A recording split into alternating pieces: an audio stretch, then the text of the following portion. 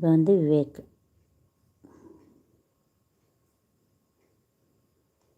ஈன்னு வச்சுக்கணும்.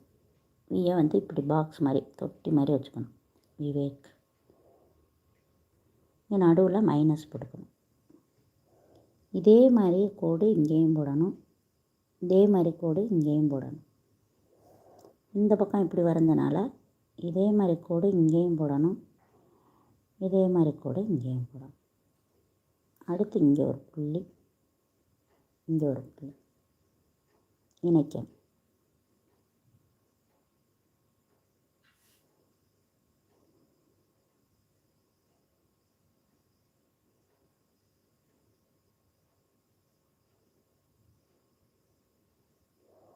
சரியா?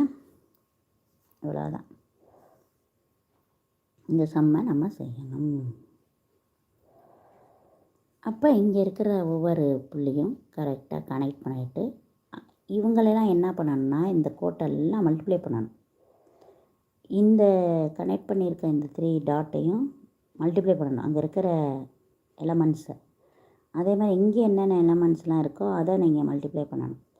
இது எல்லாமே ஆட் பண்ணணும். இதுவும் அதே மாதிரி கனெக்டிங் டாட்ஸ் எல்லாம் மல்டிப்ளை பண்ணி ஆட் பண்ணணும். பண்ணிவிட்டு இந்த ஆட் பண்ணது இந்த ஆட் பண்ணதை சப் பண்ணணும்.